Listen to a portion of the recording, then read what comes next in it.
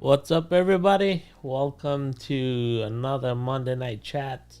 We have Marty, Danny, George, usual suspects in the house, and let's see who's on the chat. The chat's been busy. Everyone comes in like half an hour earlier or so, or even earlier. It's crazy. But the Fingers is back. Welcome back, the Fingers. Glad to have you back, buddy. De Leon's in the house. I know Slockout Dude was here, and then I think he's left, but glad for him popping by. Really interested in his wireless system, by the way, the brushless system. And then you got Chris Freder. Yeah, Slockout Wildman. John Albright's in the house. John is very excited about tonight's topic. We got... see who else. John Tucci's in the house. Dan's in the house. Let's see. Cyberg, welcome. A lot of people. Bo's in the house. Hey, Bo.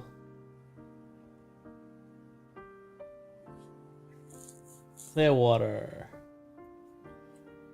I've been watching a lot of Clearwater's videos. Just put them out, right? Pretty cool.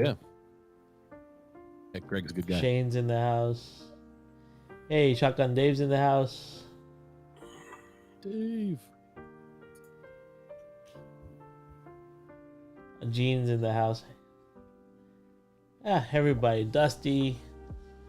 Well, Frankie Tomatoes is here. You know, there's a restaurant up here called Frankie Tomatoes, all you can eat Italian buffet. So I kind of, every time I read that name, I smile. So Daryl Rogers is here. That's good. What's up, Daryl? So, how's everyone's week? Danny disappeared. Just Ted. Poof. Yeah, Danny's gone. Well, we'll start with Marty. Marty, how was your week? Week was good, man. It's been I'm gonna call you Inventor fun. Marty now. Inventor Marty. No. What's up? No invention. Just dug deep in the forums, man. Dug deep into the forums. You know, you need to come on with the white lab coat and the big, you know, that big, like, I don't know, bulb Bill thing. Nye, the science guy. Exactly. Bill Nye. That's been fun, man. I'm telling you, I love my controller.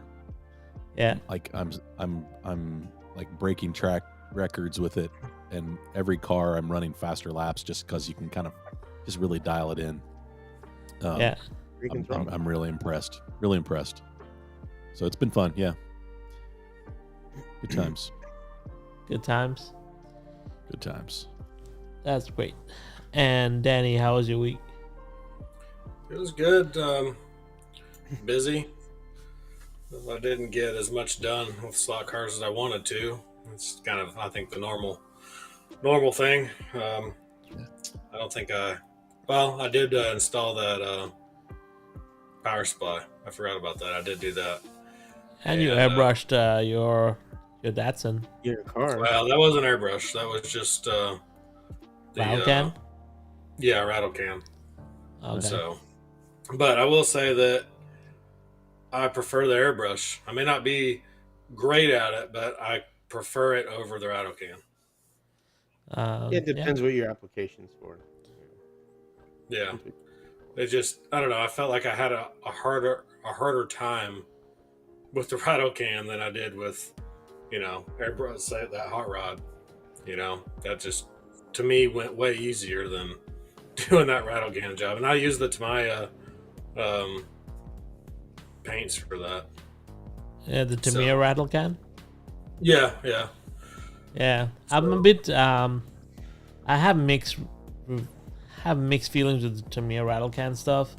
I've had issues when I sprayed RC bodies before, where consistency with the spray sometimes, and then so I just actually went over to the hobby shop, the RC hobby shop this weekend.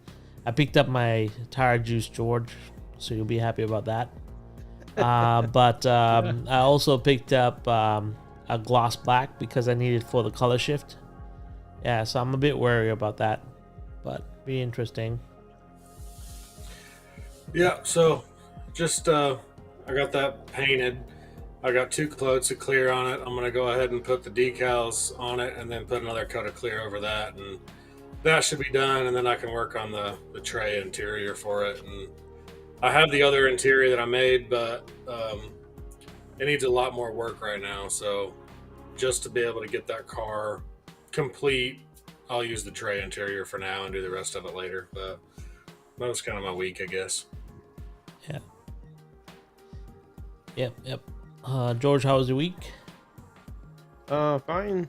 What'd I do?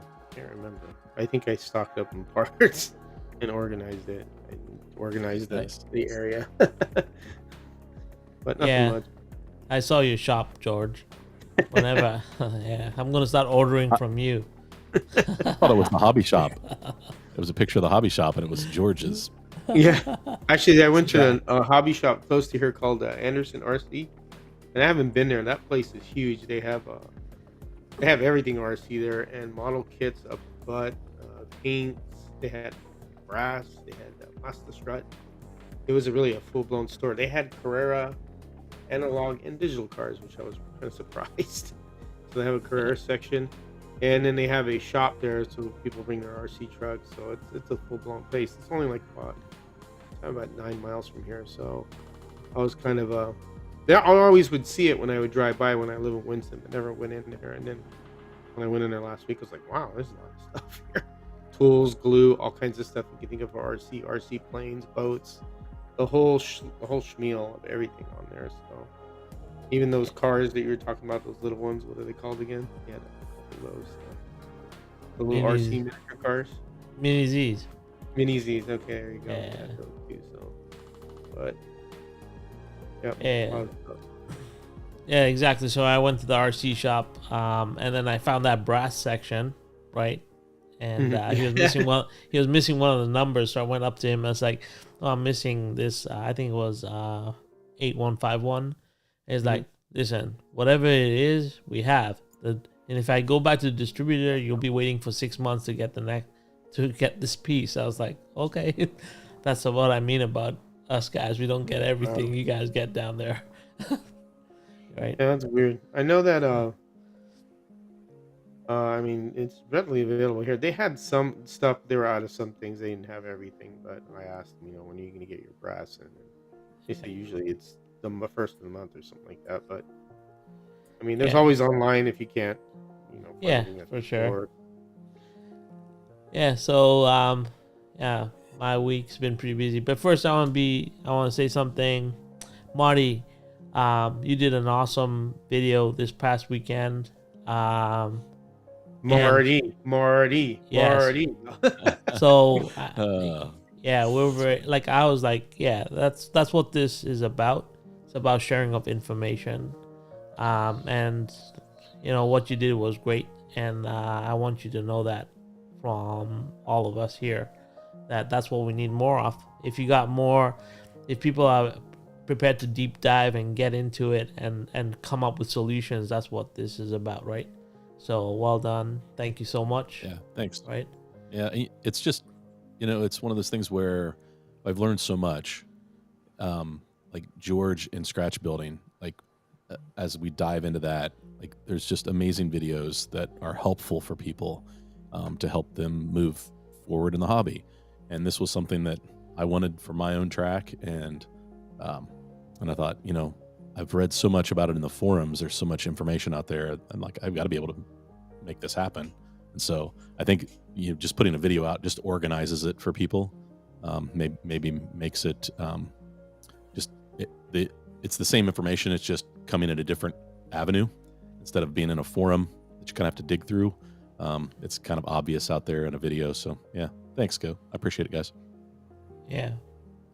And then on my end, it's just been busy. I've been building MDF kits, finished all my grandstands. They look awesome, dude. And I finished terraforming. That front straight. So 3D printed all those tiles that you see on top, and it was a lot of work, but we got all that done.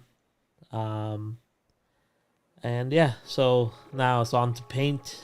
So my job, like the way I'm looking at it, is breaking down the track section by section, finishing it off completely. That means I have to paint 300 miniatures to put on those grandstands, and wiring up the LED light systems for the front end as well. But it will look pretty cool once it's all lit up and it's ready for photography and stuff. So looking good. Yeah. But yeah, that's what I've been up to. Oh, and I also purchased one of my favorite cars ever. So I'm waiting for that to arrive. Should be pretty cool. So anyway, I bought some inserts for the modified. Yeah, that's Cars. from New York Modifieds. Those are nice. Frank came by today and gave me some.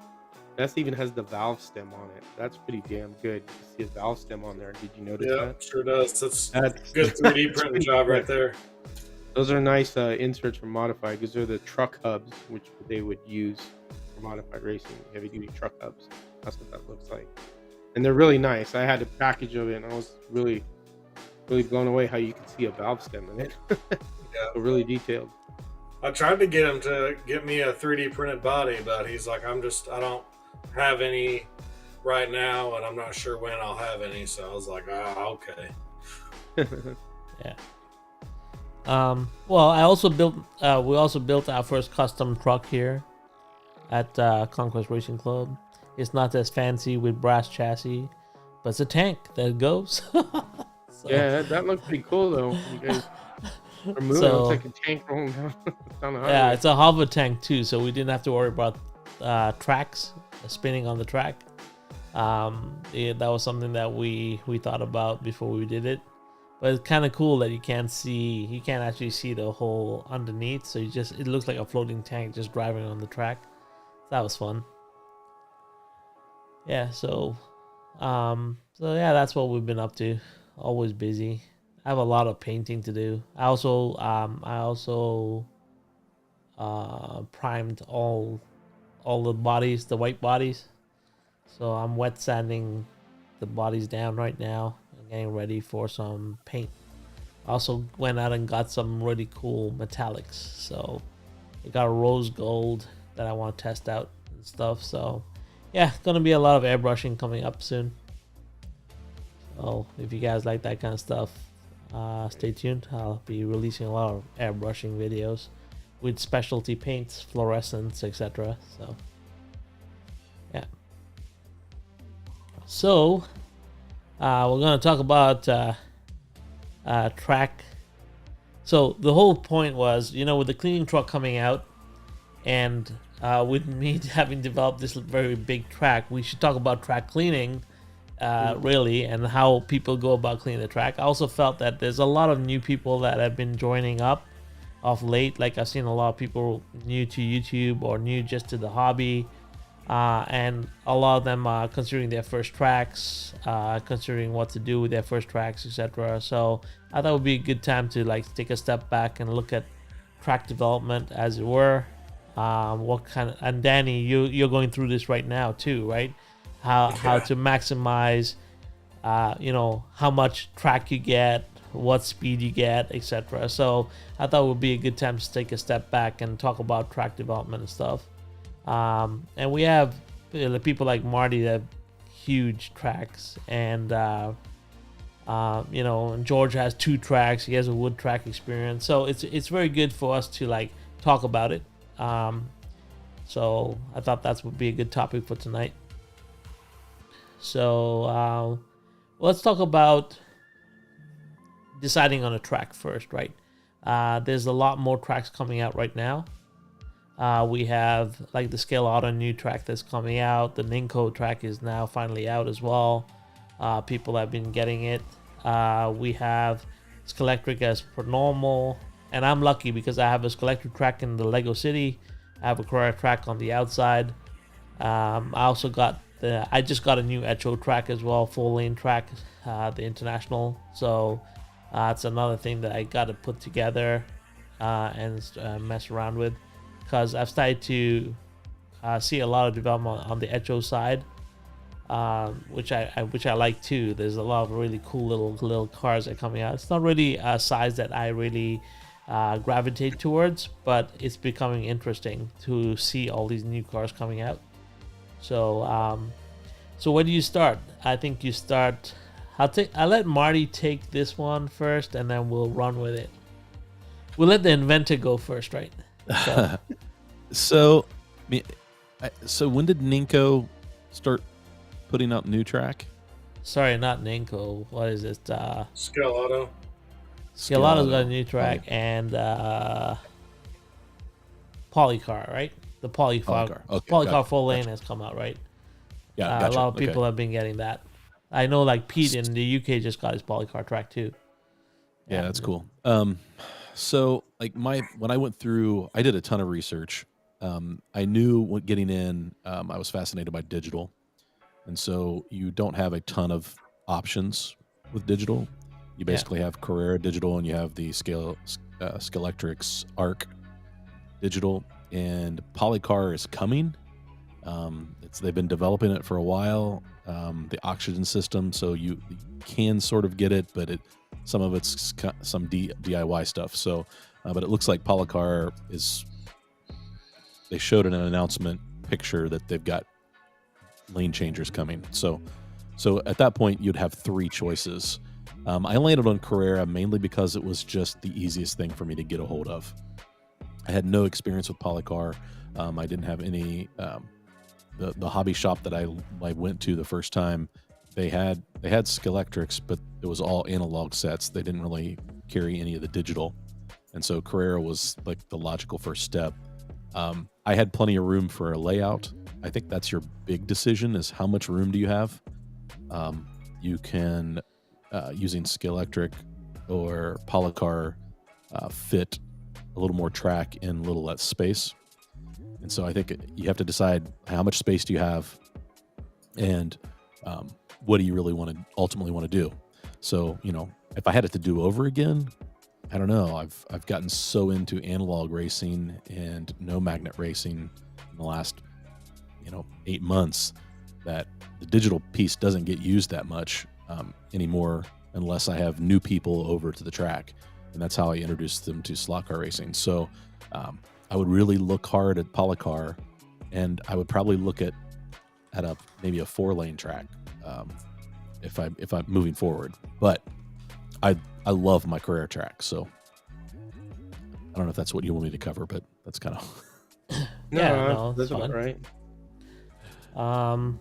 Well, so Carrera is the most readily available track system in North America, I feel, because even Scalextric is hard to get a hold of. It's not easy to get it, and then, but when you talk about track design, right, the main thing that you have to understand is space, right? So, what would be in your mind, Marty, like a good starting space size for Carrera? a good starting space size for Carrera. Yeah. Oh Lord, 12 feet, 12 feet by 10 feet. Yeah, I think Be if you go too narrow, like what George is saying, if you go too narrow, you lock yourself into really tight turns. So if you can go at least my layout's 8 feet wide, and it works pretty well at 8 feet, but at 10 feet it's even better. Right. At 6 feet it's a little tight, but you can make that work. And I think bottom end you probably want something ping pong table size. I don't know the exact dimensions of that, but you can go 6 to 8 feet wide and 12 feet long. Like that's prime for a Carrera track. But it's not going to be gigantic, especially if you put borders. Yeah, well, the largest turn, the 4 and 15 turn from Carrera, spans 7 feet, right? That's the width of the 4 and 15. Yeah, it's pretty close. Yeah, It's 7 feet. I know because I have it. I did that when I did my measurements for my track. I knew that if I wanted to put the 4 and 15 down, I would have to have a 7-foot span just to lay down, and that's not the curved one. That's just the regular flat 4 and 15. It's I Right. think that's the widest turn Carrera makes. I think it's just over 7 feet. So when I built my track, I had an inkling that because when you head to the Lego City on my side, you're kind of blind, and I wanted a really soft turn all the way around. I ended up going with 2 and 30s with a straight. It will kind of cover the difference there. But yeah, so ping pong table is 9x5, so it's still not really big enough because I used to have a ping pong table before, and I knew my Carrera track didn't fit on that properly. But yeah, and that's because you want to get variation, right? So I was looking at Travis's new setup. I don't know if you watched his video recently.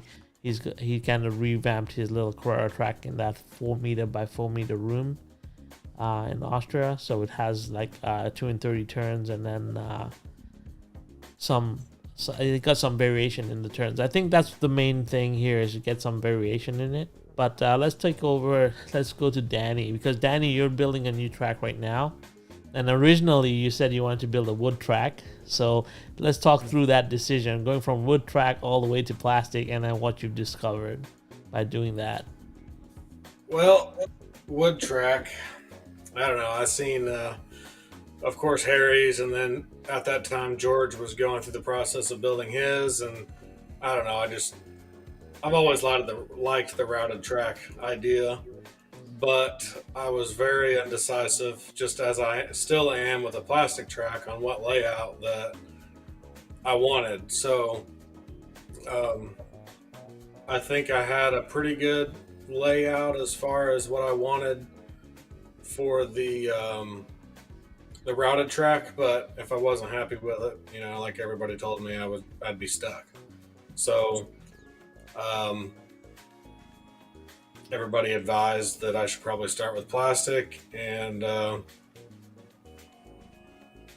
make my mind up there. And if I still wanted a wood track after I, made a layout with plastic track that I like, then, go wood then. But I don't know if right now I would go routed unless I come up with I built a shop or a big shed out back behind my house, because I don't want to take up more space in my garage than I already have. So, and I think that's another thing when you talk about space and what a good size is where you're going to put it, and are you going to take it down or are you going to leave it? So I didn't want to have to take mine down. So mine fits in the space. It has wheels now, so I can roll it around. And mine's 8x12. I still kind of wish that I had the extra 4 feet, but I think I'm just gonna deal, because hanging it from the ceiling like I really wanted to, I don't know if it's feasible. It's doable, but I'm not sure if that's what I want to do. So my track has been through, I don't know, I think 4 different layouts so far. And I think where I'm at right now is probably where it's going to stay. I still play around with that free track editor, laying in bed at night. Next thing you know, it's 1, 2 o'clock in the morning, and I got to go to work. And so, but I'm pretty sure I'll probably keep it where it's at. I don't think that it's bad. It's got good turns. It's got the longest straight that I can fit on the 8x12, and my turns are pretty big. So I've got one that's 330 with I think it's 2 straights in the middle of the 330, and that's about as wide as I can go with putting borders. So it's probably where it's going to be. Yeah. So do you you've now invested in Carrera track? Yeah. And you appreciate the fact that you can rejig the track, move it around, do things. Because when you initially said your first track wanted to be a wood track, we were all like, no, don't do that, Danny. I remember, right? Or start with plastic, get a feel for what you want, understand it, and then go from there, right? So I think that's a good advice for anyone who's starting out. As much as you would like a wood track and you'd like it is a space commitment that once you go with a wood track, it can be very, very permanent, right? So you just got to be a little bit more careful with that. I think it's something that you do as you develop, as you've run on different tracks and you get a sense of what you really like, then you develop a wood track. Yeah, and if I decided later that I wanted to go digital, it's easy as just buying a CU and some lane changers and whatnot. I mean, it costs quite a bit to do that, but I mean, if I wanted to, I could. So, with a routed track, if I routed it analog, it would be a pain in the butt to try to make that digital per se. So, and a routed digital track that's a whole nother ball game to me. There's a lot that goes into what I've seen people do with digital wood tracks. So it's definitely not a Somebody's route done it I think would already. work Not to interrupt, the guy from Tennessee, I can't remember his name. He was on Carrera North America. That's what he has. He has a Carrera CU, and then the rest of it is wood, and it's capable. You're capable of doing that, and he also put the lane changers too. And I can't remember the Yeah. guy's name, but I'll try and find him for you. But that's what he did. Not to interrupt you, I just thought I'd throw that out there. Yeah, that's just there's a lot to that.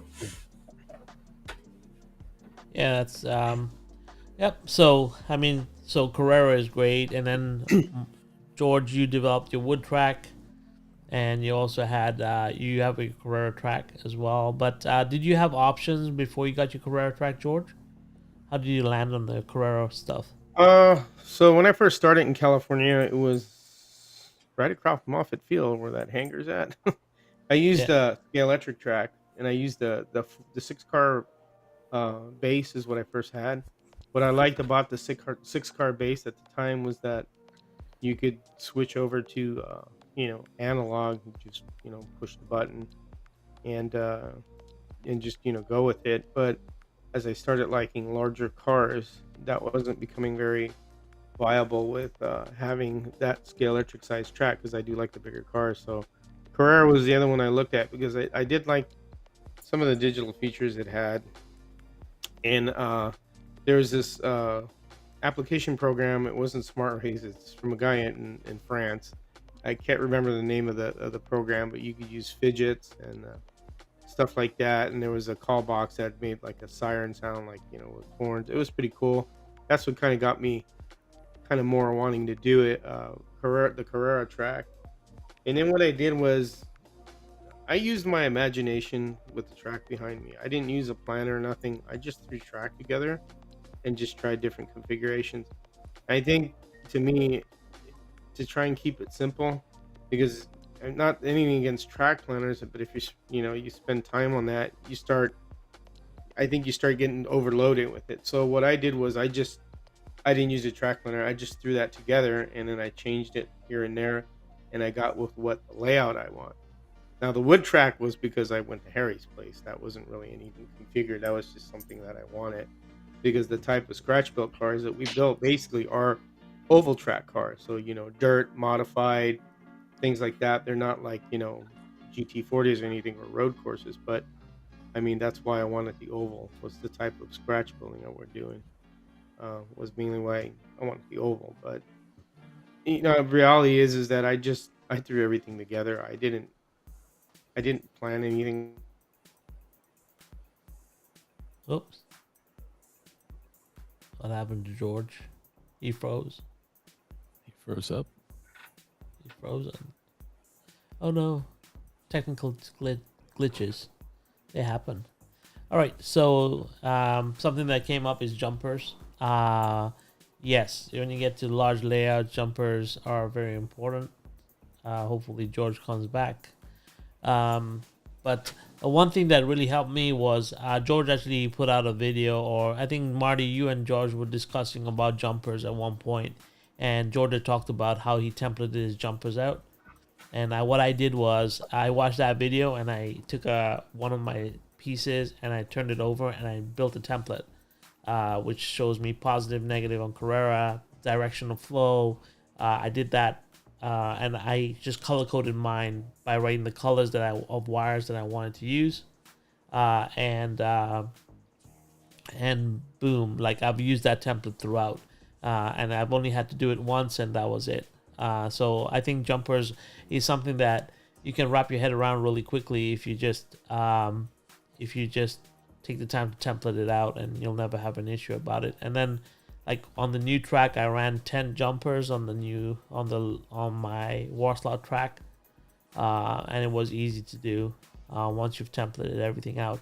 But talking about that, something that I was thinking about was that I'm surprised that companies haven't released like jumper tracks where they have the wired, where you can actually just have like a little extension on the outside of the track with your connections for wires to go in, because something that they could easily build in and sell, like if they wanted to, like so people don't have to like run wires underneath their track. One thing that I don't like is the wires coming underneath the track because it creates bumps on the track.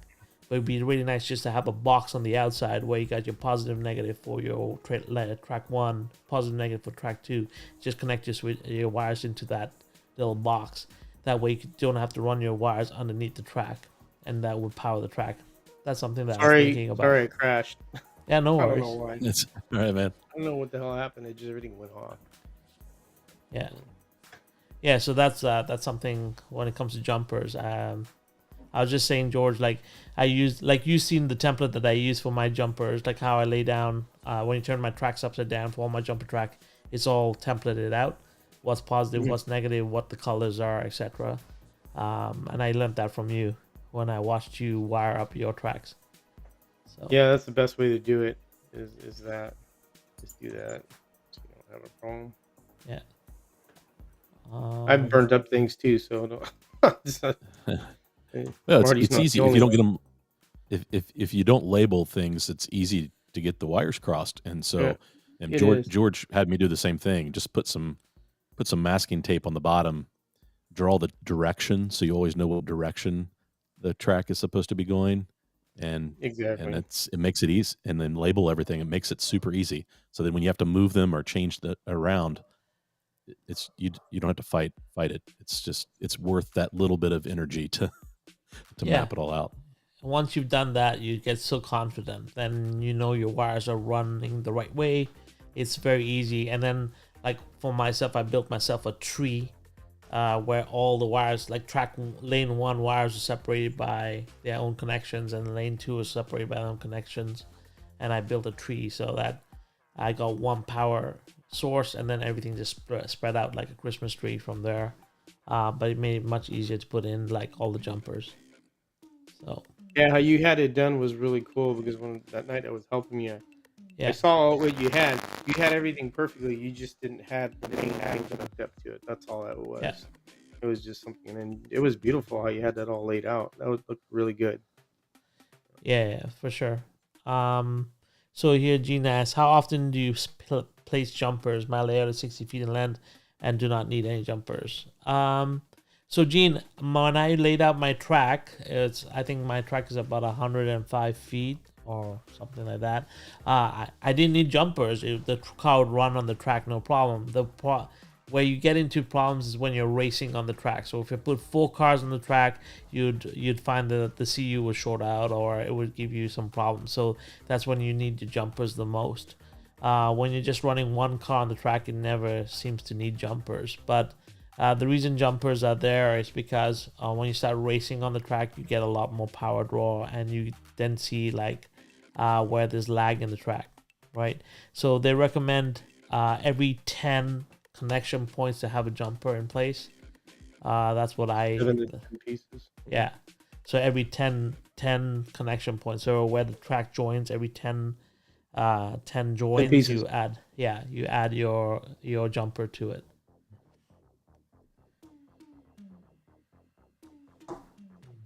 Yeah. What else is there?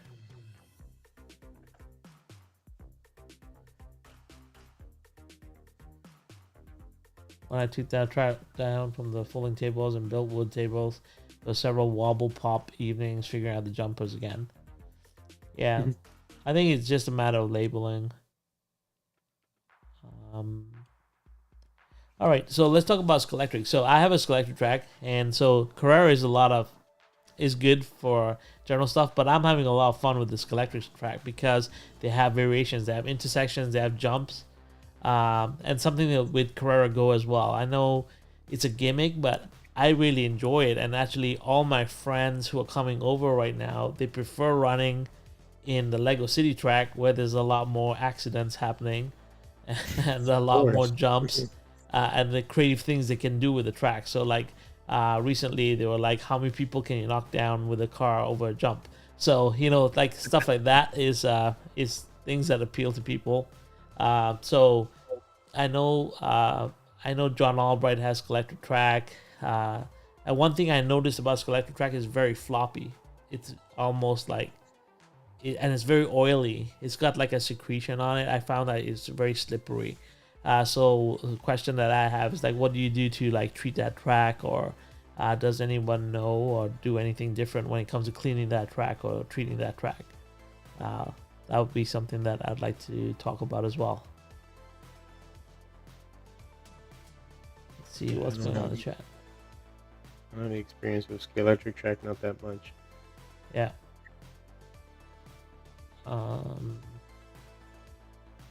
Anyway, so and then the polycard track is what we run at Ernie's. So I find that track has the most grip, so we get the most grip out of that polycard track. Also tears up tires real quick. So it's and I'm interested in getting a polycard track as well to test out, just to have a small sampling of that track, but maybe that's later. Marty, have you run on polycar, or what other plastic tracks have you run on? I have not run on anything outside of Carrera and wood tracks. So, but I don't have any experience with Scalextric or polycar. So, but the track over in Dayton runs Ninco. Yeah. An older Ninco track. And so I imagine this fall we'll hit that track, and that'll be a new experience for me. Yeah.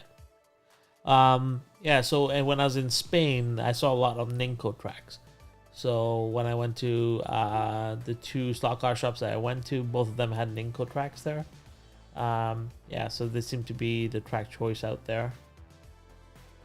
Let's see here. España. I used to have a Scalextric track, but humidity here in Hong Kong meant the track would rust even when maintained. Ended up with Carrera's stainless steel rails, and yeah, that's another consideration as well. Carrera does run stainless steel, so if you have a lot of humidity, it is an issue, and Scalextric does not. So yeah, I will. Boone is the Carrera, the Scalextric master right now that I talk to a lot about Scalextric stuff, but I will. So let's talk about cleaning. So how do you clean your track, Marty? So I've used a couple things. So I have Carrera. I'm using either Windex or a diluted simple green that I have that I use to clean silicone tires with as well. So how do you do it though, physically? Rubbing alcohol. So it depends. I do like a deep cleaning where I polish the rails and really clean the track once every couple weeks. Okay. Because I'm down in this basement, it gets a little dusty, and so that's what we try to do. Dusty bought one of the track cleaners that you push around with a car. Yeah. And so for just quick, I'll throw cut a Swiffer to fit the bottom of that, and throw it on the track and run a ghost car around, pushing it around for 10-15 minutes, and let it clean the track off just with a Swiffer, and that does a really good job. But when I deep clean it, that's what I do. And so I usually use like a Swiffer cloth or a lint-free rag, microfiber, and wipe the track down with that. Cool. What about you, Danny? What are you doing to clean your track? I just use a microfiber cloth and simple green right now. Okay. George? Leaf blower? Leaf blower. um, Honestly, vacuum cleaner and just the cloth. I don't use any of that sticky track stuff. I think that attracts more dust. But yeah, it depends what tires you're on. I mean, commercial guys will use that stuff for foam tires. If they want to grip the track more, which is some do. I don't know if they still use it. I mean, when I did it a little bit, they were using that at the time in the '90s. But for like plastic track, if you're running like I run rubber on this and urethane, I'd rather have the rubber coating on there and the little rubber marbles that I see on there. I'm happy with that. If Yeah. if it gets dusty, I'll just again use the Swiffer like yeah, Danny you guys mentioned, but in the wood track it's just vacuuming it and just wiping it down with the Swiffer and cleaning your tires. You got to clean your tires. I think that's one of the key points. After you've done cleaning your track, you have to clean your tires, and everybody has a different method of cleaning their tires. So that's where it all lies into is keeping the tires clean. yeah, um, yeah. So I've been using just microfiber with alcohol, like just rubbing alcohol. That's what I use to clean my track down. Um, yeah, but now the track is much larger. It's a lot more work. So I'm looking forward to that truck coming as well. That'll be fun. And what I did was I converted a 124 car, which ran 2 cotton pads underneath it and cleans the track that way. It's a heavy car, and it was good for cleaning track as well. So yeah, that's what I've been doing. Do you guys use anything or any type of track treatment? I've seen like some people do track treatments on the track, and I'm not too sure what they put on it. Um, I use but inox for the rails. inox, what is inox? I have no idea what inox is. So You put them on the braids and you run it around the track, and it cleans the rails. okay, Inox, it's called inox, AINOX. okay, I have a bottle of it right here. That's what I do. Thought I had a bottle. I have it somewhere. yeah, I got that track cleaning kit from Slot Invasion. It goes between the rails as well. So Yeah, you uh, can clean in there too well, you could do that with the Swiffer too. I know Oscar has one of those, and I do have one of those. And yeah, cleaning in there helps too. I've got a big shop vac that I'll run the shop vac around the track, try to clean out the rails because my track's in the garage, so it does get kind of dusty, and you can actually run the cars on the track, and you'll see some of the dust like swirling around on the track. So I know it's time to clean it, so I get the shop vac out, and then I'll get that microfiber cloth with the simple green, and it seems to work pretty good. I don't try to scrub it or anything. What rubber that's on there, I want it to build up as much as possible, so I just kind of just wipe it down easily. Yeah, yeah, everybody does something different with the rails. I know John, he'll probably mention it. He does, he buffs out the rails with, I forget what he uses on the scale electric track. I mean, everybody has a different method to, their madness, what they use. Just like with tire treatment. I mean, it all works together.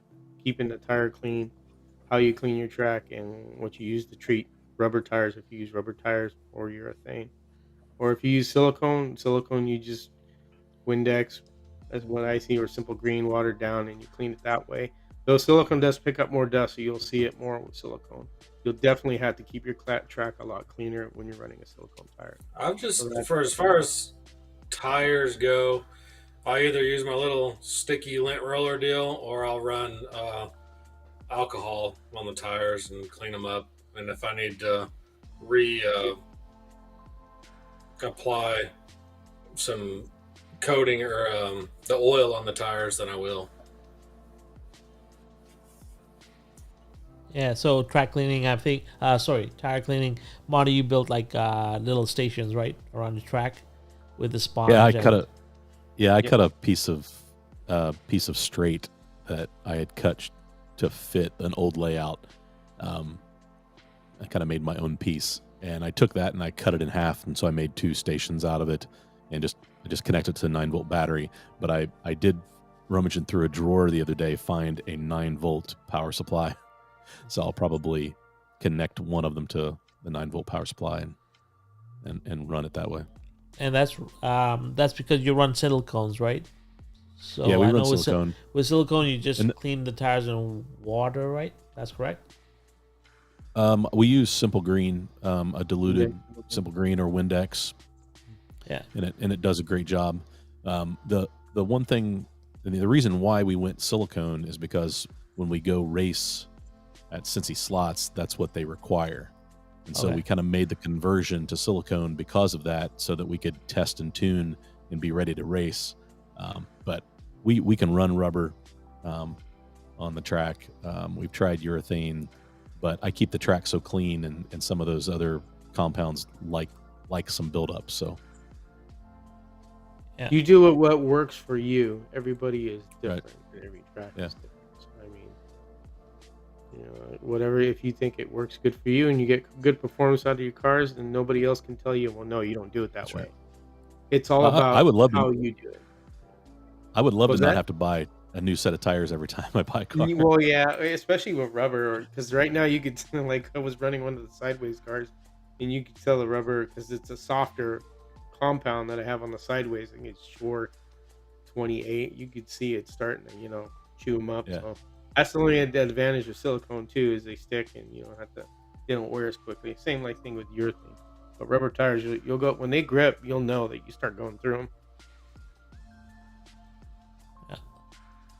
Well, yeah, everybody seems to be doing, some version of it. Hey George, that Inox is a stainless steel cleaner. Yeah, Yeah, I believe it is. I found it too on Amazon. It's you put So- it on the braid and you could run your car. I run my car in a Ghost for this one, and just do that. The braid upstairs, I don't clean that with anything, and I don't need to do anything with that. I use the roller to make sure that it's after taping it. Yeah. I've been rolling it to make sure it stays down, but I haven't had an issue with it conductivity or contact. All the cars run good. I mean, you can clean it if you want to. You can use a little inox on that one too, but I haven't gotten to that point. But for the stainless steel ones, it use the inox on this one, and it works well. My rails are fine. I don't have any problems with the track. I've had the track, a long time now, so no issues. Yeah, John White says I also use the rail eraser on my braids with a touch of the Slick 7 Voodoo Calm drops. See? All these weird things that I never heard of.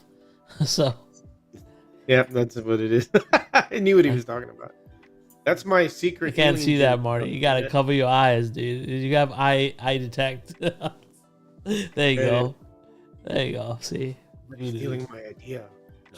I'm sorry. Alien juice, eh? Alien juice. This is what it's all I about. should have I covered see up how the it is. label. Covered up the label. I'm putting a new label on this. This is There you go. alien jizz. Alien jizz. Here's the whole point of this whole thing. Now, the reason why I'm going to bring this up, we're all talking about this, and everybody should listen to this. Now, the whole point of the hobby is to have fun. And I think the guy that's having the most fun that I've been watching his videos is Uses Garage. That guy is just having fun. And the He way is he's having a good doing time. his channel is excellent. And that's the whole point of that. He's digital magnets. Who gives a shit? He's just having fun. He's making murals, mountains. That guy is doing a lot of cool stuff. And that's what you need to reflect on, is the fun part. What makes it fun for you? And Yeah. that right there is that's one guy we need to get on. He'd be fun. to Yeah. have He's on. in I agree. Australia. It's tough. know. I speak to him all the time would time. be different. He's a fun guy. He's a fun guy. But like anything else, I think I'm having a lot of fun recently. Like I said, with the Lego track, my friends are into it. They love playing on it. It's a lot of fun, and it's not even as long and big as my Carrera track, but it's more interesting for them because they get to do all these crazy little like skits. Like they've started to come up with skits, because it's in a Lego city and they're robbing the banks and doing all these stupid little things. But it just allows them to be big kids again. So it's a lot of fun for them, and it's a fun for me because now they're enjoying the hobby that I enjoy, right? So yeah, But Hughes painted his whole mountain. He did a really good job painting his Mountains of Doom. I was pretty impressed, and he did it right. I know he on, said he on wasn't camera. good at it, but he looks really Yeah. good at it. Yeah, he was really Yeah, good he at was like a that. pro. I couldn't paint like that. I had to Yeah. have Dee Dee do the backdrop there. I didn't do that. She did. I can draw, but there's no painting. Not gonna happen. Yeah, he did it. It's really cool. It's just he's enjoying himself. That's Yeah. what I like. about the whole thing. I Just mean, like it's with your friends coming over, Raul, that video you posted, they're just having fun. yeah, that's and we're all getting ready to race again, so it's exciting. It's all mag racing anyway, but it's digital mag racing, and if I have 4 teams coming out. The cool thing is we're gonna do interviews before and after, like kind of do it like the F1 stuff. Interview the guys before the race, what they think they're gonna do, and then interview them after the race. And And you gotta have yeah, Towel Girl. yeah, of course. A towel girl or whatever, whatever other That's girls float their boats. I don't know, but yeah. But yeah, at the end of the day, like I said, it's all about fun and it's all about your point of view as well. So just remember that the hobby's got lots of layers. Peel them away. Do what you got to do. Yeah. I was just checking the chat to see if there's anything going on. Oh, there's lots going on. Right. Yeah. Stock cars are therapeutic. That's what Tad said. They are. Dusty. Do they cry like the F1 guys? Dusty. You're so funny. Dusty. That's my brother. Yeah, he doesn't like F1, does he? He just thinks the drivers are whiny, Yeah. Well, spoiled. I think that goes around. I think the higher you go up in anything, then they expect more, right? So I don't know. I think it's like a drama, right? It's a live drama. It's a real. It's pretty cool. But yeah, I'll ask them if they can cry like the F1 guys for you, Dusty. No problem.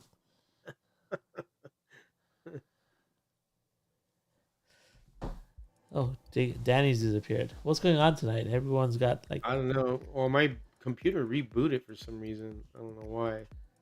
Said it had a problem, so I reported it. I don't know if that's going to do anything, but it was weird. It's the first time he's ever done that. That's cruel. Almost as worse than soccer players. That's pretty cruel. Soccer players like to do that fall, like they got hit. I hate and then that. hockey players, they get penalized for that. Hockey Yep. players, if they do that fake falling, they put them in the box. Oh yeah, Soccer players, put them in the box. That's funny. See, that's what I'm talking about. Bryce here having a ton of fun doing laps with my dog. We play Chase the Piggy with the pink pig. Yeah, that's what it's all about. Right, right. That's a good one. Chase the Piggy. That's cool. Danny, you came back. I thought you left us. Like, this Some chat's theory boring. Get out of here. Well, everybody got quiet, and I'm like, okay, what are we talking about? And then I look over, and like everybody's frozen. I'm like, oh, my internet just crashed. Yeah, no worries. All right. Well, any other things you want to talk about from track development point of view? Well, I think when you're trying to come up with a layout, our recommendation to Danny was to go plastic, so that because he didn't really know what he wanted. Yeah. And so it allows you to know what you like in a track, right? Because you can move it and change it, and you can add to it when you need to. But I think that as you learn what style of track you like, and I don't think you should ever rule out building a wood track. But like George said, you just, once you build it, it's what you got, right? So make sure that it's a layout that you love. And I think that's just a natural progression and a great step. So when somebody asks me, I would love to build a wood track to know that I could do it. But it'll take me 2 years to design the thing, because I'll change my mind a million times, because I know that once you do it, it's there. So that's been the great thing about plastic track. Yeah. So grandson, my kiddo plays How Far Can I Make the Car Fly? That's exactly what my friends are doing right now. It's a good thing I have a bunch of cars separated from the rest of my pack that they can do it with. Because, that's what's happened now. It's become how far can I launch this car off the table? How far can this car jump after hitting something? And how often can I break apart a Lego building? That's what it's all about now. But See, I've been thinking about, I know Sunday said something about an oval, and I've thought about an oval too. I mean, I don't know. I can't make up my mind sometimes. So I have my HO track too. So I thought maybe I have that. It's called the Tuckaway 25. So I thought about making it an oval, just so that I have that as well. But I don't know. I feel like an oval would probably be decently fast if it's just two turns. So I don't know. Yeah, so I mean, Jim Cunningham brings up important consideration on track design is ease of marshaling. I think that's so. Here's my camp, right? I think there's different styles of track design. There's like Marty's got a racetrack, right? So it's built to have high performance cars on it or tuned cars, and you want speed and you want performance, and you need marshaling. And then there's my track, which is now very scenic. It's very different. It's built for more for photography, videography, or like Boone's track. Those are more about photography, videography, capturing like almost a real world element. Their marshalling doesn't become a big issue because you're not really racing too much on those tracks. And when I look at my track, I don't think there's so much blind corners now, especially around the front straight. You can't see it depending on where you're standing.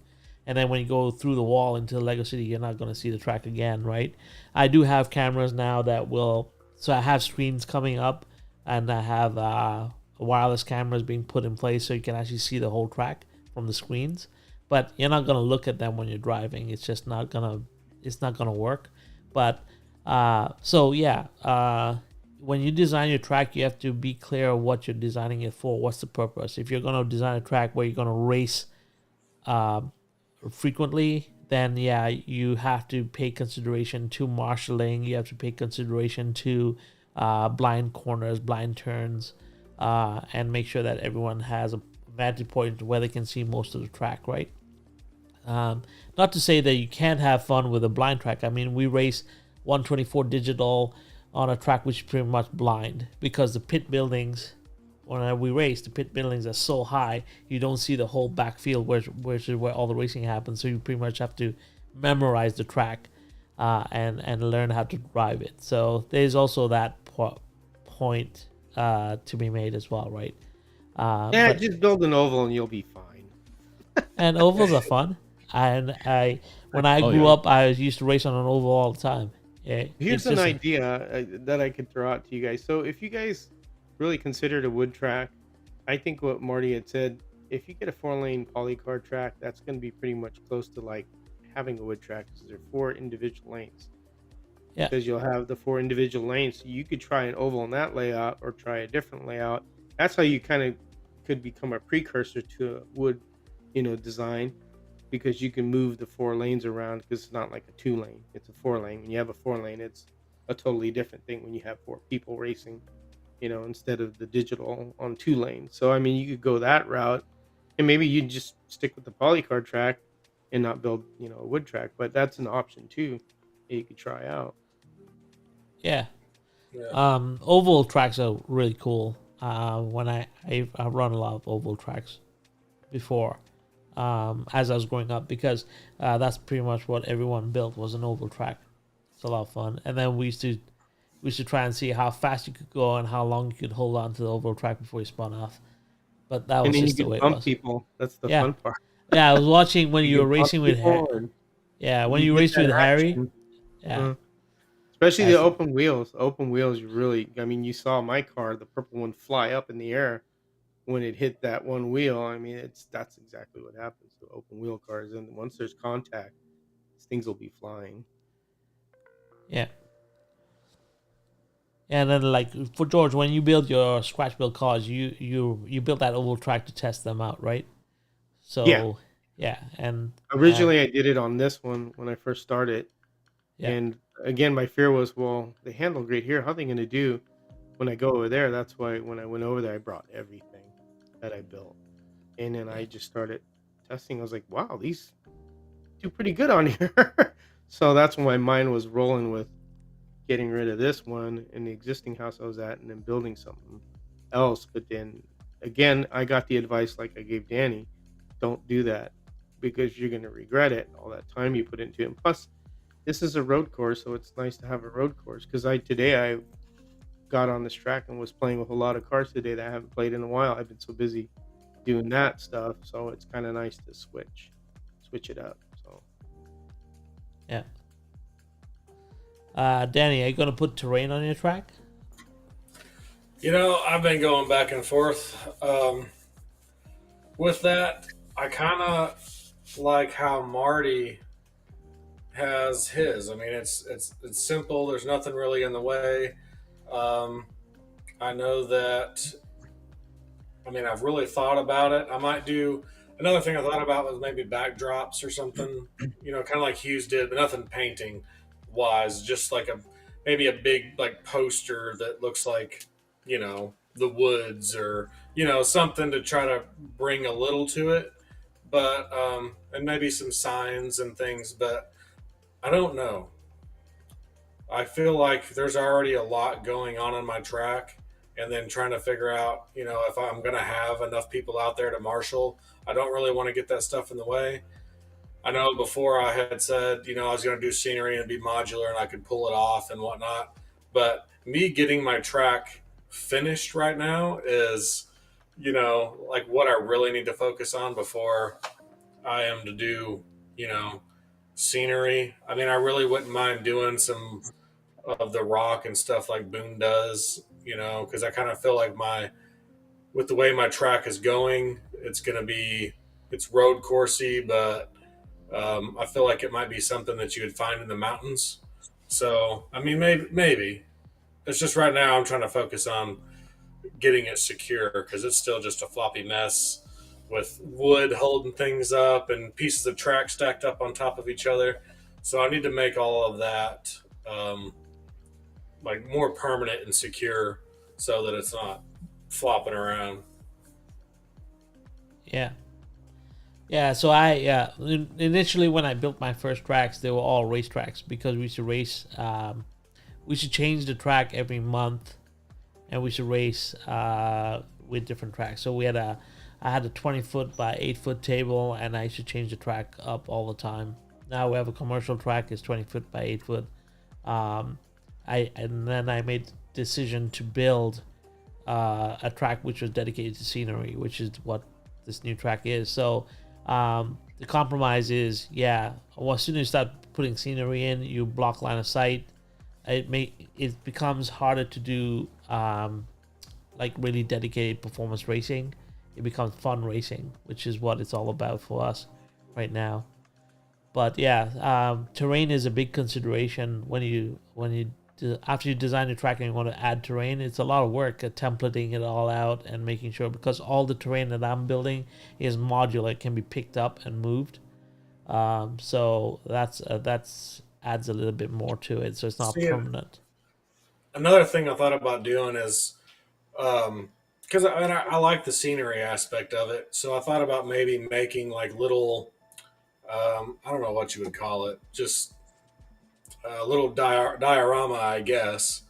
And so that if I wanted to maybe sit something on the track to take pictures or, something like that, that I could still have that, but then maybe I could sit it on a shelf behind the track. Yeah. So I kind of get the best of both worlds and not clutter my track up.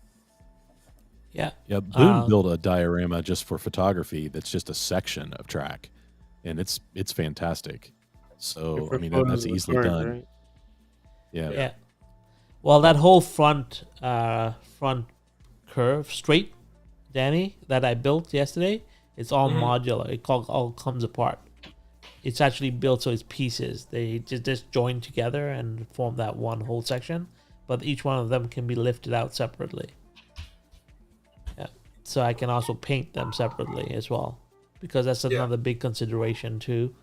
And then if this week I'll be releasing episode 3 of my track tech and toys, and then you'll see all the modular sections that we've templated out for the track, so everything can be lifted out and put back.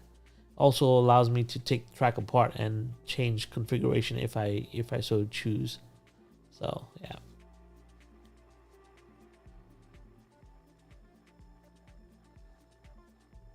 I have 3 racetrack scenic signs I bought when Marty and Kevin on the stream, but I haven't built them yet because I don't know where I would put them. Yeah, it's a consideration to put signage and stuff.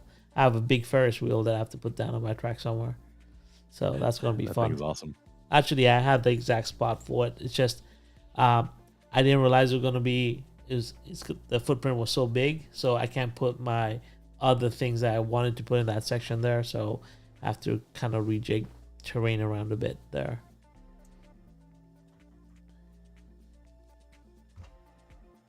Question from Third Bean. Roll.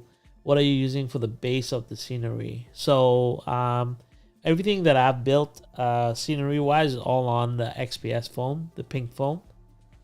So it's the base for all the scenery is pink foam. But I'll showcase that, and also because I have wire cutters, so I can wire cut and mold foam. It's much easier to do, and it's also very stiff and it holds up pretty well. So that's what I've been using.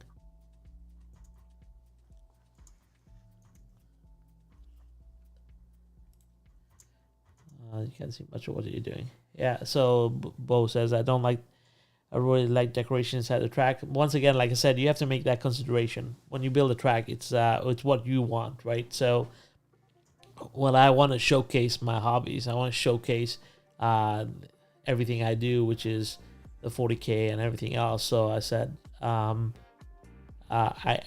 this track, it doesn't matter to me whether I block line of sight here. I'm just doing this more as a showcase. So it's more of an art piece. I consider it more like an art piece with having a functional track that's driving through it. So, yeah, I'm excited for that.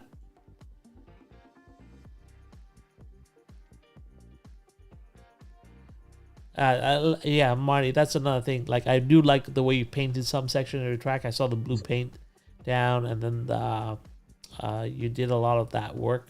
I didn't realize you had done that work before, so that was pretty cool. Yeah, I put that in because the running joke, that turn was a place where a buddy of ours that came over and raced a couple months ago crashed 1 million times, and so we called it the Rob Snyder Memorial Turn.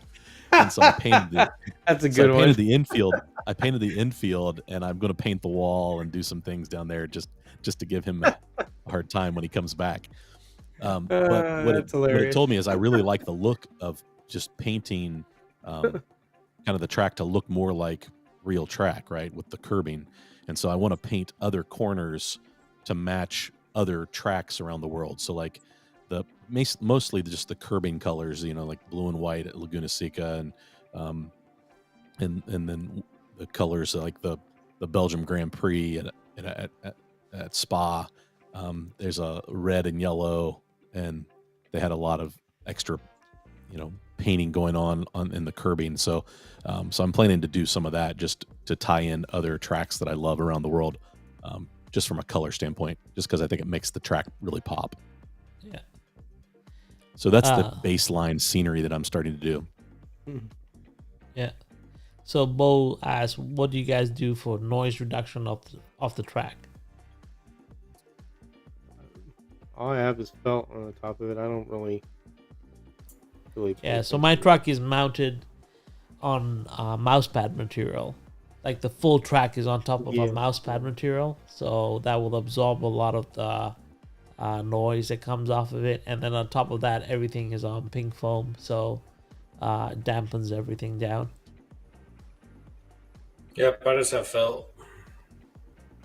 Yeah.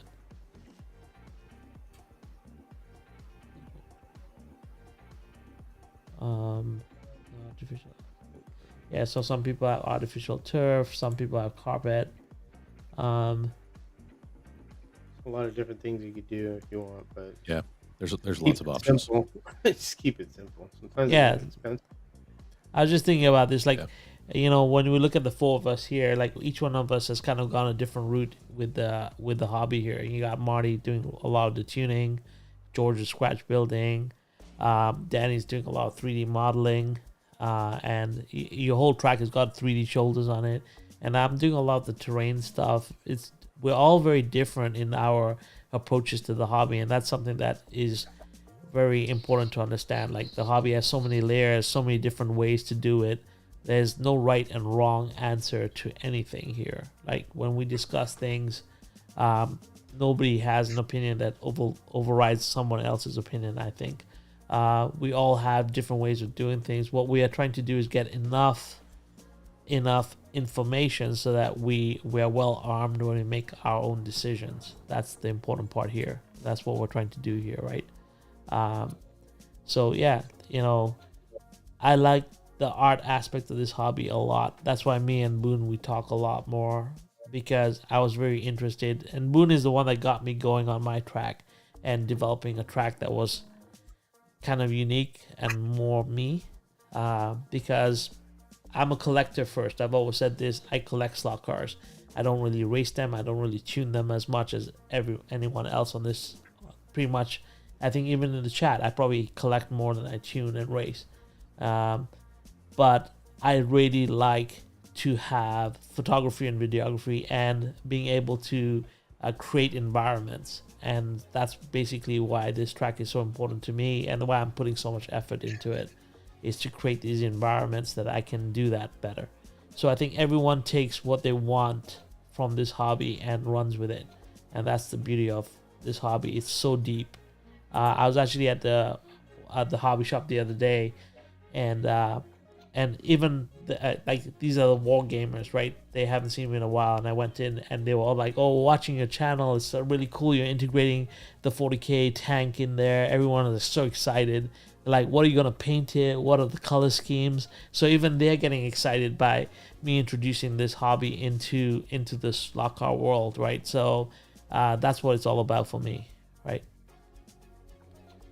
Going back to the noise thing, it's also the car. That's what cars are more quieter than others. But somebody made comments about the Ninko.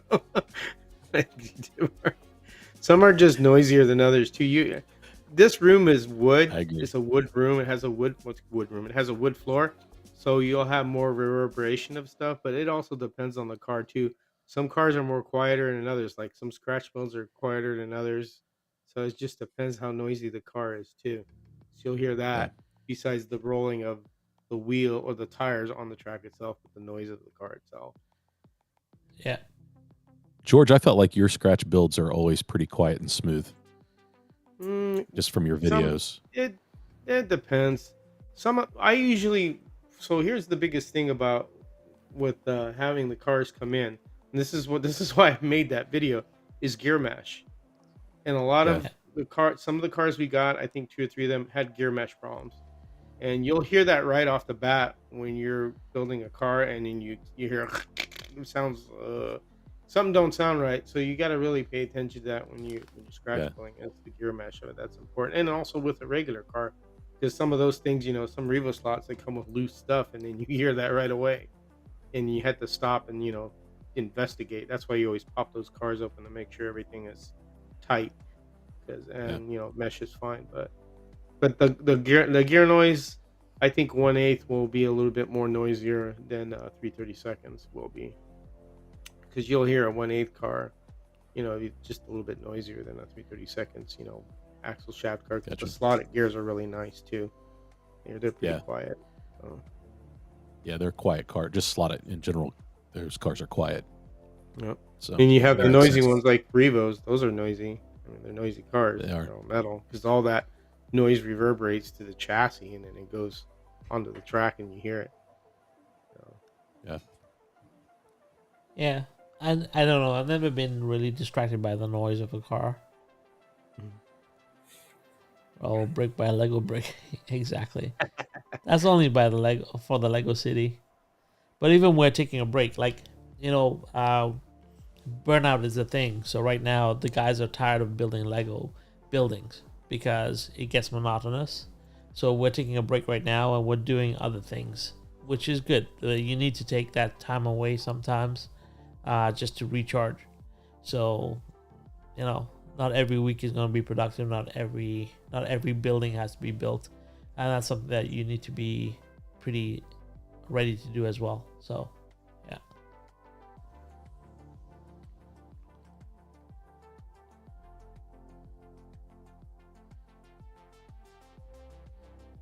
My Revo is as quick as a church mouse. Anyway. Carrera growl. It's So Yeah. what's the noisiest cars you guys have? Let's go on that topic of noise. Marty, you got some there. mine. I love the BMW V12, and so I found one of the Ninko and I picked it up, and it sounds like it's coming apart going around the track.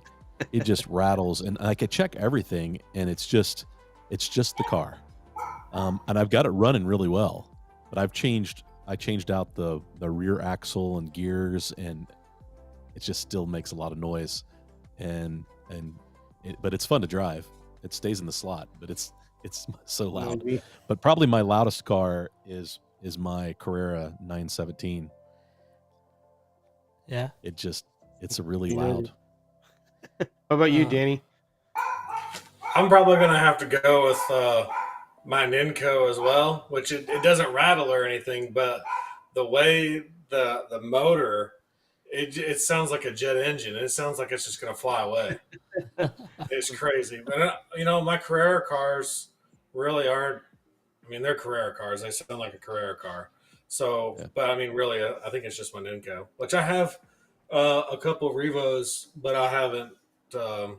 They've never been out of the box yet, so I don't know how they sound.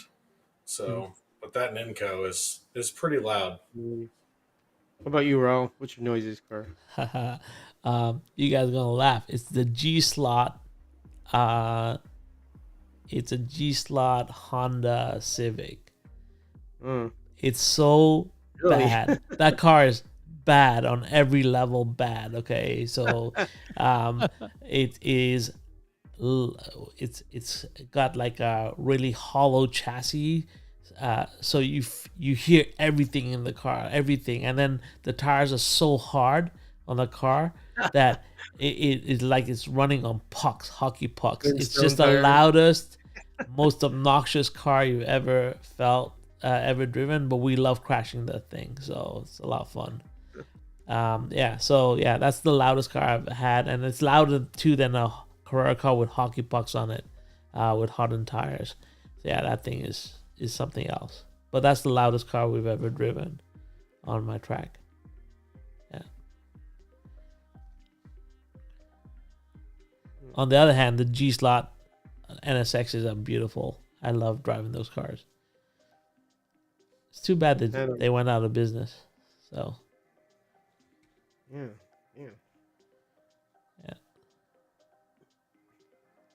what's the weirdest car you guys have ever driven? Mm.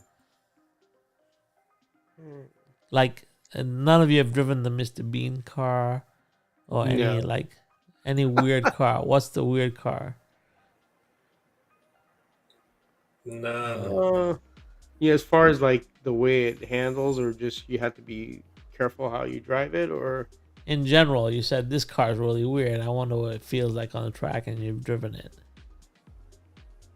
Like, trying to think now. You got me really thinking. yeah. I would say So- it's the Ghostbusters car that I have because it's really big. Makes a lot So of noise. I have that Carrera Space Shuttle Dodge Daytona, oh. right? I know which one you're talking about. And I when I bought that car, I was like, this car must be really horrible on the track, right? It's so long. It's got all these like extra things hanging off of it, but it turned out to be actually a really fun car to drive. It drifted really well, it kind of handled itself really well, and I was like very surprised at it. But it was also so weird. So that's still one of my favorite drives. And then the Panos Roadster was terrible. It looks really cool, but it drove. Yeah, those. I see. I don't own any of those Mario Kart stuff. I won't. That's I a won't. curvy road. Just that's why I put it down. Yeah, See it right here, man. I don't know. I can never bring myself to buy those cars. They're just different for me. so my H&R car, when I was doing a test and tune at Jim's on his track, that car runs amazing on his track, but on my track, I can't even make it turn a corner slow without it just coming off the track. So definitely not tuned for my track, and I'll have to mess with it to get it to run on there. Yeah, so the Global Racing League, we're running the trucksters, right? So everyone who's running Global Racing League is bought the trucks. So Gene was running his truck today on his track. It was pretty interesting because it's a totally different car to handle with, right? I don't know if have you driven one of the trucksters, Marty? I have not. Yeah. I have the original Carrera one, the Wrecker. That's not a truckster, but Yeah, but the trucksters, they're different. They handle like different. the little swoopy trucks, right? Yeah, and they're fun. Like I think, and that's why. People asked me last year. My favorite car to drive all year was the Mustang GTY. Everyone's hated car. Everyone doesn't like that car. But because we ran a full class of just Mustang GTYs, over time you get used to driving the car. So I think what happens is practice makes perfect. Any car you practice a lot with, like Marty's been practicing with his Thunder Slots every day, you get better at driving them, right? You love that right. car because you learned how to drive it, right? Bottom line is that it's like, yeah. Here's a weird one. This actually I would say is weird to drive. Oh yeah. Motorcycle. Oh yeah. I want to try as one of well. those. These are going for a lot. These are really trippy to try and maneuver. But they're really nice. I like the design of it, so that's why I got it. But yeah, this is one that sits in the case. Yeah. The thing is, as how many in here use a track planner? I have the track planner. I have the Autobahn one, the one that you buy, but I did not use it for war slot. That track I laid down piece by piece and figured out how I wanted, and it joined up perfectly. It was really weird. But yeah, I think I have a track planner, but I don't really use it for laying down track anymore. It's very like George says, it can get very distracting because you lay down, then you change it, and you change it, and then you change it. You can never make up a decision. Whereas when I have the open table and I'm putting down my track, I make that decision on the spot.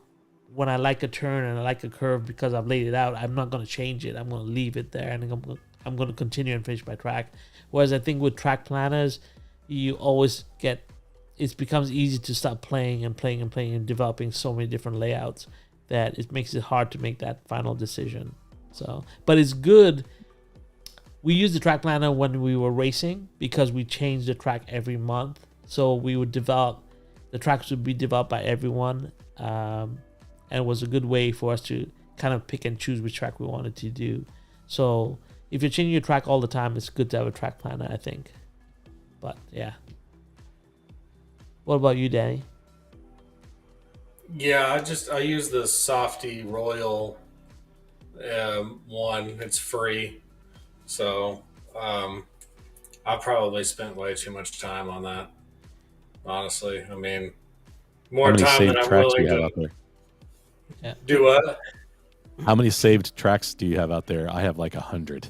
Well, I don't have 100, but so like the first Wow. time like I did it, I don't know what happened, but like it erased all my stuff. It didn't exist anymore. But there was probably 20 or 30, and then so I had to go back again, and now I think there might be another 15 or 20.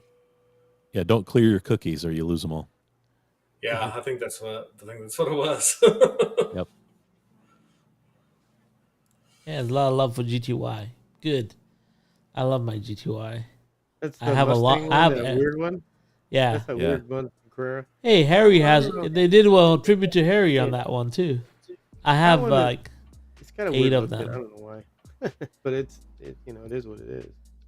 yeah, I have 8 liveries Lot. now of that car. I It's just kind of love the like, car. isn't that one of the TA cars? Kind of look like. I'm not sure. I haven't looked at modern Trans Am. It's kind of like looks like that. That'd be kind of cool if they did a modern Trans Am. With the Challenger and the Camaro and the Mustang. I think those would sell a lot if they ever thought of doing them. Yeah.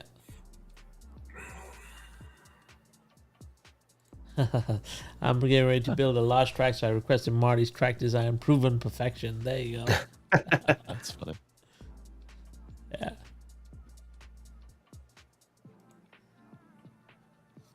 Yeah, If I only had room for Marty's track. if only you had room. Marty, you Yeah. better template your track out. I posted out there in the last couple live streams a Yeah. direct link to my plan. Reduce So. the size. You can do it if you reduce the size. Yeah, you just have to Yeah. create some overlap. I tried to lay it out, and it didn't lay out very good on an 8x12. Yeah. Yeah, it's tough. I tried to squeeze it down too because I knew what your layout size was and I knew you liked it, so I couldn't really get it to work right. Yeah, it didn't really. That's why I was like, I just need to stick with mine and be happy. Yeah. Dusty says another. Oh, Dusty, another NSR. Chris Freda says another NSR arrived from Portugal today. 8D. Portugal. Yeah. 100. Yeah, the track plans on 100%. Yeah, like I said, track plans are really good if you want to get through a lot of designs and see variations and put them together. It's also a great place to put your inventory and be able to design a track based on the inventory you have, without you having to guess. Right, so that's another way that I like track planners. So